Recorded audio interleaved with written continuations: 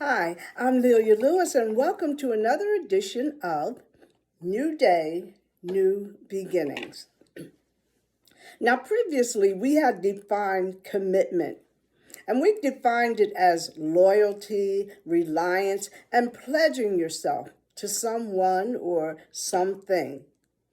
And we also spoke about the many things we do commit to: our family, our friends, our children, our church, our job, excuse me. And we also spoke about the things that we commit to and then don't follow through on. But they're usually short term, like we promise somebody we're going to help them with something, or go somewhere with them, or come to something event that they may be having or something. And then we change our mind for whatever the reason. Sometimes things come up and we can't keep the commitment. Or, you just find something else that you'd rather do. So they're not really commitments. They're promises that we don't keep. And because sometimes you can, I don't know, just have a thing come up and you just can't do what you promised to do. But the promises we make and then later break, I call them just, words. Just words. But today we're going to talk about a real commitment. Today we're going to talk about a lifelong commitment. And that's really different because that's something that is forever. That's not an easy task. But we're going to talk about Naomi and Ruth. We're going to be reading from the book of Ruth today because this story is about two women who were committed to each other for their lives.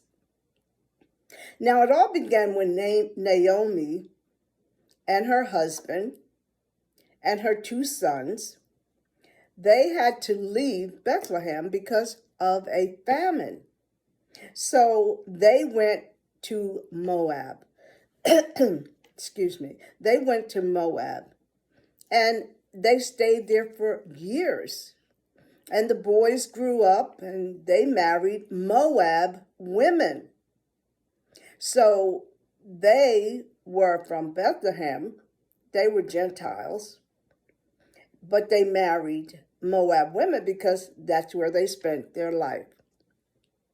So it so happened that later on, a few years down the road, Naomi lost her husband. He died. And then her oldest son died. And both of her sons had married Moab women. And that's where the second woman comes in, we're going to talk about. And her name was Ruth.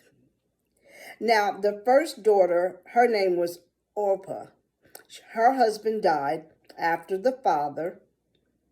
And then 10 years after that, her other son died, Milan.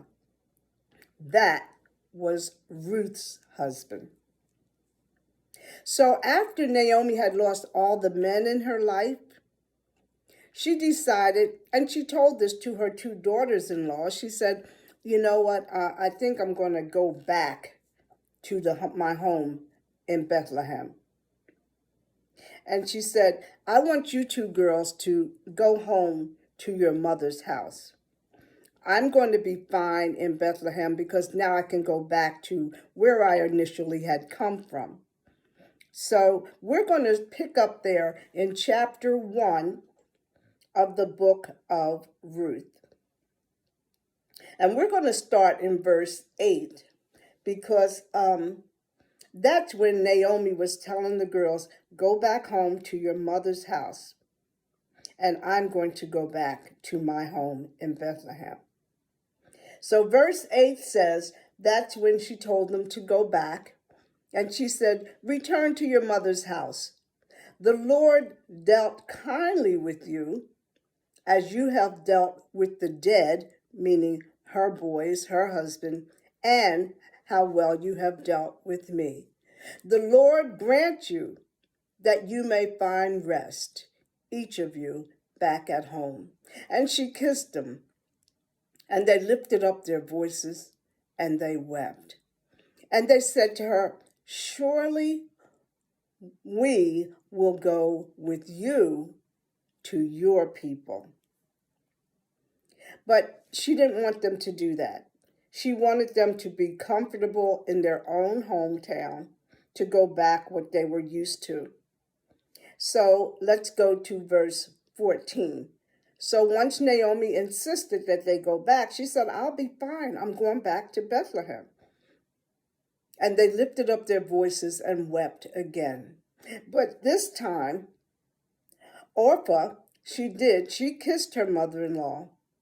But Ruth clave to her.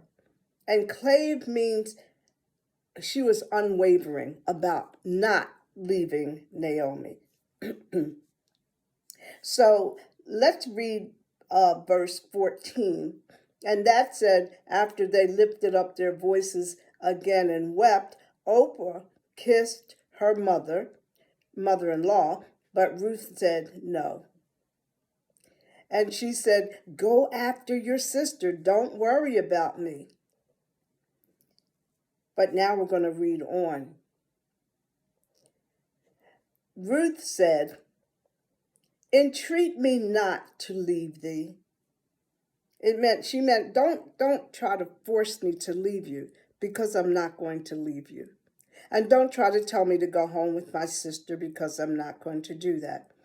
And Ruth said, for where thou goest, I will go, and where thou lodgest, I will lodge. Thy people shall be my people, and thy God shall be my God. That is a total lifelong commitment, because Ruth had already made up her mind she was not going to leave Naomi by herself. And she said, where thou diest, will I die also, and there will I be buried. And once Naomi heard what Ruth was saying, and she saw how insistent Ruth wasn't going to change her mind. And that's a commitment that a lot of people could never make. Because now Ruth, she's willing to give up her whole lifestyle. Don't forget, Ruth and her sister, they were Moab women. Naomi was from Bethlehem, and so were her husband and her boys. But now here's Ruth giving up her whole life, where she was born, where she was raised, her whole how they worshiped. And don't forget, the Moab people, they worshiped idols. They had gods for everything. So when Ruth said she was going to go with Naomi, she gave up everything. She said, I'll go where you go. I'll live where you live. I'll worship. Your God will be my God, and your people will be my people. So she's making a complete transition in her life, a total commitment to go with Naomi to protect her and take care of her. So anyway, they got closer and closer to Bethlehem. And as they were approaching Bethlehem, some people from Bethlehem recognized Naomi, and they were saying, "Oh, is that Naomi?" Let's go to verse 20, because Naomi said to them, "Why do you call me Naomi? Don't call me Naomi. Call me Mara. For the Almighty God hath dealt very bitterly with me. I went out full, and the Lord has brought me home again, but empty. So why do you call me Naomi? Seeing that the Lord has testified against me, and the Almighty has afflicted me." And Naomi felt that God was punishing her by taking all the men out of her life, because she left Bethlehem, went to Moab, and started living the life there. That meant she was worshiping idols as well. And she felt at this point that God had dealt with her so harshly because of her now worshiping false gods in Moab. So let's go to chapter 2, because now chapter 2 is going to tell us what happens once they get back into Bethlehem. Now it says Naomi had kinsmen there. Kinsmen are relatives, Kins, kin. And they're relative of her husband. And one of them was named Boaz, and he was a mighty man. He was very wealthy.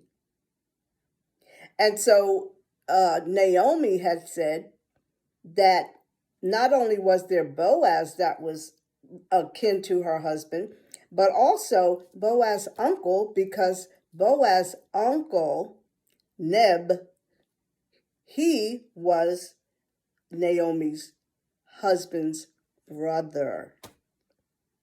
So after Ruth heard this, Ruth said to Naomi, she said, "Well, I'm going to go out into the fields and I'm going to glean." And to glean means to gather up leftovers, leftover corn or wheat, whatever the other reapers didn't get.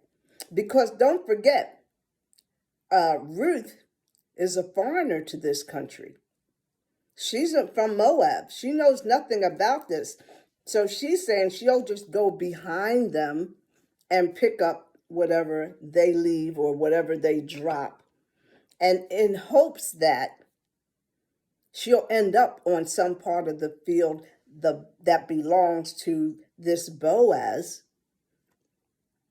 because she figures maybe if he'll see me, he'll be kind to me because he knows I'm with Ruth.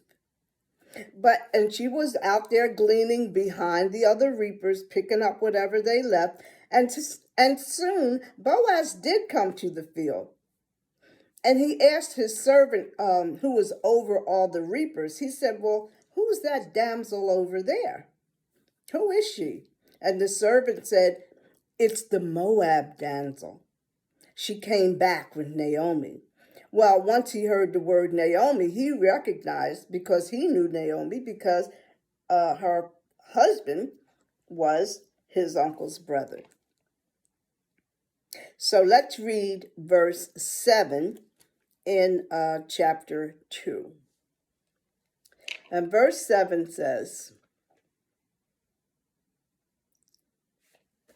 okay, verse 7 in chapter 2, she says, he was telling Boaz that Ruth, she had come to me, the servant is saying, she came to me and she said, I pray you let me glean and gather after the reapers amongst the sheaves. And he said, and she came and she's been here from morning until now, because she was gathering the gleaning from the leftovers from the reapers. And the reapers are the ones who cut the crop with the sickle. So they're the reapers, and they put them in sheaves. And sheaves are piles, tie them together. So once Boaz found out who she was, he went to her.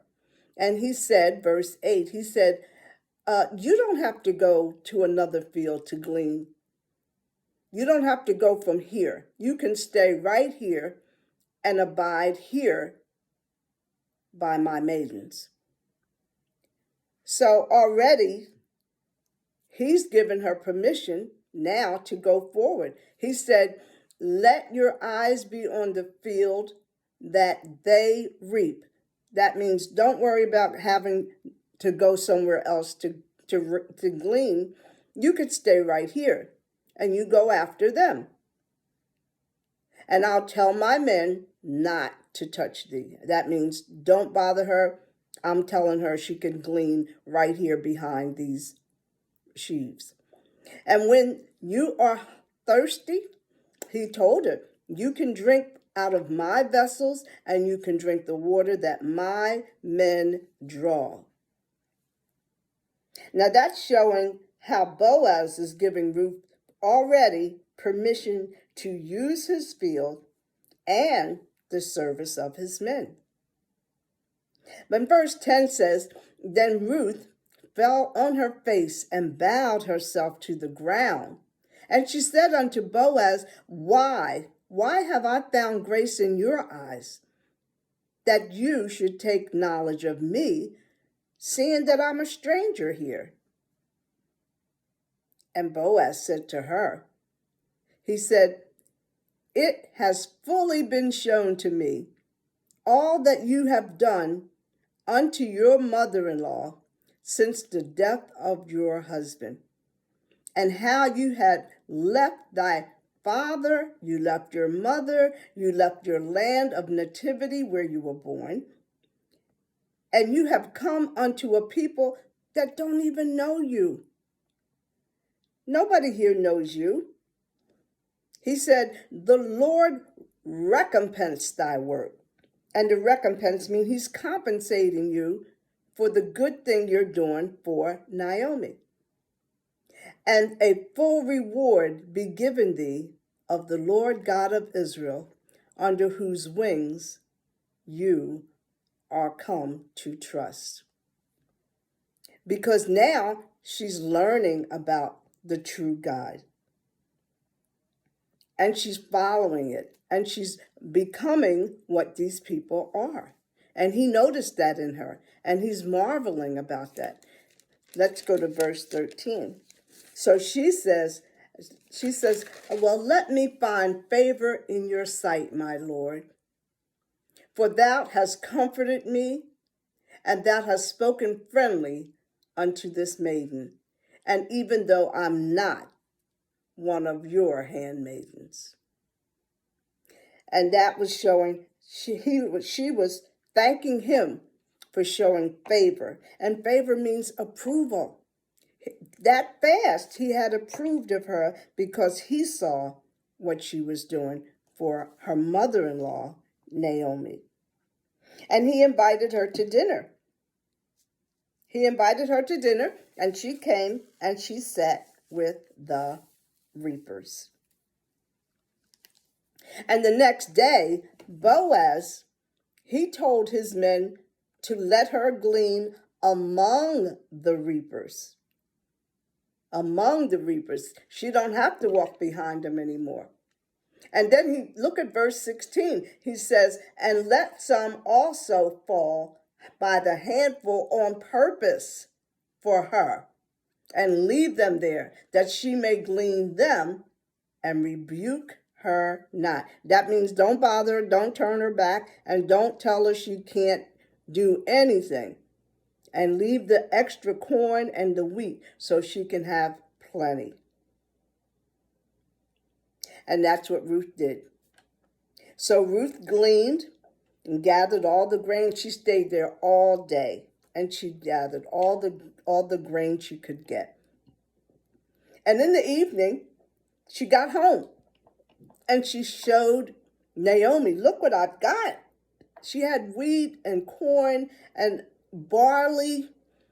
And Naomi was so surprised. She said, well, where did you glean? And who did you wrought? And wrought means who did you work for? And so she said, Boaz. And Naomi had said, blessed be he, the man of the Lord, who has not left off his kindness to the living. That means he didn't forget about me and you, and he didn't forget about the dead, because the memory of her husband. So thanks to Boaz, Ruth stayed with his men and his maidens until the end of the entire season. The harvest was over. So that is how they became, taken care of that quickly. So now we're going to go forward to chapter 4, because as time went by, Boaz became very fond of Ruth, and he really wanted her for his wife. But the custom there is that the oldest living relative gets of the deceased, which was his uncle, gets the first option to buy. Now, Naomi had inherited all this land because of her husband. And Elimelech, that was her husband, he had so much land, and now Ruth had it, and she could sell it, and she wanted to sell it. So now the uncle has the first option to buy the land or any property, and Naomi's husband, which was his brother, had plenty of it. So now Naomi has it. Now Naomi has all the property, everything that her husband had. So now let's go to chapter 4, because this is where verse 5, Boaz has to give his uncle the opportunity, to buy the land. But here's the catch. Verse 5 says, Boaz said to his uncle, he said, now remember, the day you buy the field from Naomi, you're going to also have to buy Ruth, because she married his son, and she has part of that property as well. So now you've got to buy from Naomi and Ruth, because that's the only way you can have all the land. Now you got to buy Ruth. He had to buy Ruth because she was a foreigner, and he couldn't. It was a whole package deal. So he didn't like that too much, because he felt that, well, if I do that, that means I have to marry her, because that would keep, as they said, to raise up the name of the dead upon his inheritance. So to keep the family line going. So Boaz was saying, well, that's the only thing. It's the custom there. That's just the way it is. And Boaz didn't like that, because he says, and look what he says in verse 6. He says, Well, I can't redeem it for myself, because if I do that, it'll mar my own inheritance. So if he goes to buy from Naomi is one thing, but he has to buy from Ruth as well. And to do that, he says that would mar his own inheritance, meaning that would destroy his inheritance that he should have himself. So he said, well, no, I can't do that. So then he said, well, I'm going to turn it over to you, Boaz. You can buy it. You can do it for yourself. So the custom there is anything concerning buying or selling of anything of importance or value has to have confirmation, and it has to have witnesses. So Boaz had asked 10 elders to sit among the people as witnesses. And that would confirm the agreement, and it would be done in front of witnesses. So the custom was the person who's giving away, they have to take off their shoe and give their shoe to the person that they're turning over the property to. And this made it a testimony. So let's read verse 8, where it says, that's when he told Boaz, he said, well, you buy it for yourself. So he took off his shoe. He took off his shoe and he gave it to Boaz. And Boaz said to the elders and to the people, he said, you are witnesses this day that I have brought all that was Elimelech's, all that was Chalon's and Mahlon's at the hands of Naomi. That was her husband and their 2 sons. And moreover, Ruth,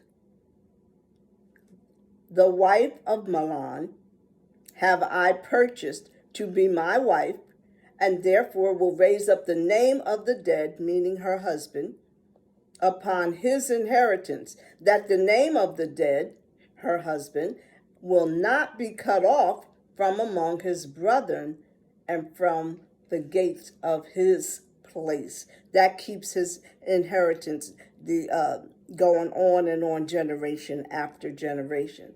And he said, and you are all witnesses. And the people said, we are witnesses. And so he got the land, he married Ruth, and he and Ruth had a son, and his name was Obed. And that's how that story went. And all through this lesson, we saw kindness, we saw loyalty, and we saw the most important thing, lifelong commitment. First of all, Ruth's lifelong commitment was to Naomi from day one. We saw that back in chapter 1 on verse 16, when she said, I'll never leave you. Your people will become my people. Where you live, I will live. Where you die, I will die. I will be buried here. And then Boaz, his kindness to Ruth, treating a foreigner like that, because he saw how she had changed, how she adopted their ways, their gods, and the people. And all 3 of them gave lifelong loyalty and trust to God. Nothing supersedes God. It all goes back to God. And the blessings they received, Ruth, she found the true God because she was used to worshiping idols. She got a wonderful husband, and now she has a son. Boaz, he received a loving wife he thought he would never find, and now he has a son. And Naomi, she has a loving family and a grandson, and now she'll be well taken care of. So they all got blessings. All you have to do is follow God's plan, be kind, help somebody. And they all got blessed. And why? Because they all believed and trusted in God. And that's what we have to learn to do. We have to learn, and the only way we can learn is by reading his word, meditating on his word, and practicing it daily. So I'm going to ask you, do you think you have what it takes to make a lifelong commitment to someone that's dear to you? And if you're not sure, ask God. God can give you everything you need.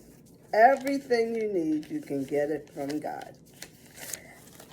So, my closing words for today are, God's not interested in changing the situation. He's interested in changing you. And until next week, I'm Lelia Lewis. Thanks for joining me.